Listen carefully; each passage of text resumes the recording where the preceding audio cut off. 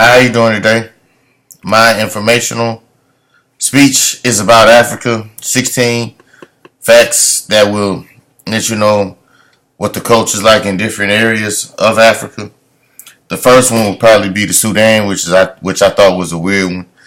That they kidnapped their bride to marry. That's kind of weird. If the man wants to marry the woman, he kidnaps her, and then later on, he comes back and asks for the hand in marriage of the father. Well, asks the father for the hand in marriage. I think it's pretty weird that they do that, but they do that in Sudan. You know, in every culture, and they got some things that aren't right. And if the father does disagree and say, no, you can't marry my daughter, the man who kidnaps her can still forcefully marry the woman anyway. I think that's just odd and shouldn't be done. Another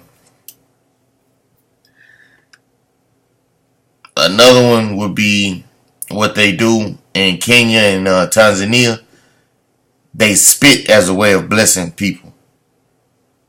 They spit on the newborns the day they're born to bless the baby, so that way nothing in the future will harm them or curse them.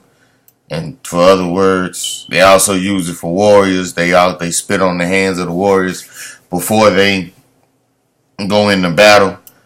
I guess that's a way of saying nothing to harm them and take all the fear from them to where they can fight bravely like true warriors. But this is what they do in Kenya and Tanzania.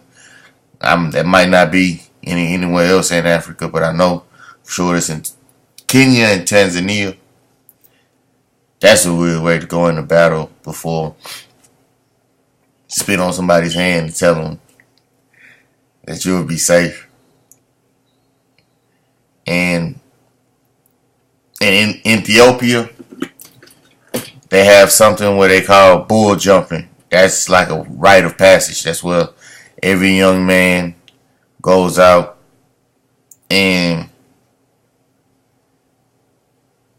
jump on the back of a bull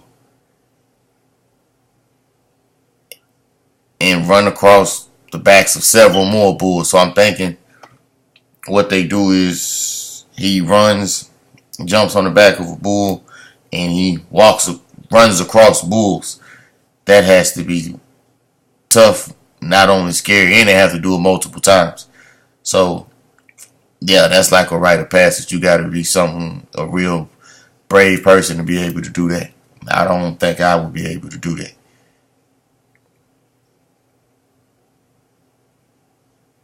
In Algeria, when the man and the woman decides to get married, the groom wears the veil.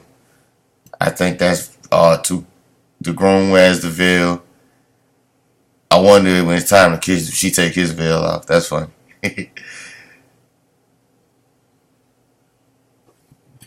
And we have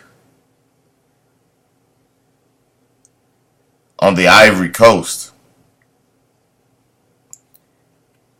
the women that are married can live in their own house outside of the house where they share a husband.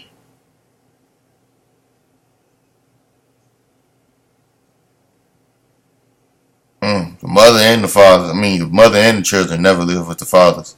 In the Ivory Coast, they all have their own homes. I'm sorry, I got that wrong. They all have their own homes. And I guess the father comes by periodically and sees them and provides for them. Wow.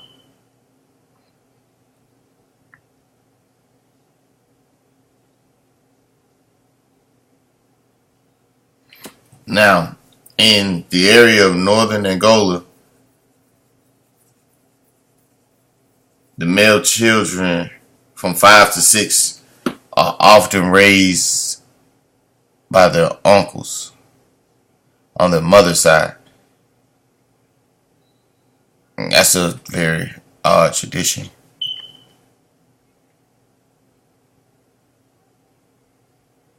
Oh, also in Kenya, it looks like the people who are the most wealthy wealth is measured by cows. So depending on how many cows you have,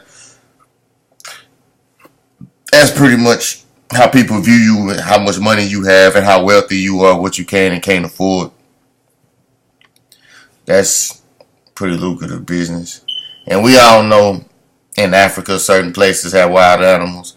Kenya and Tanzania have strict policies on killing wild animals, which means they really don't probably like poachers coming through there and poaching on the animals and killing animals for merely items like nails and feet, and just killing a whole animal for that.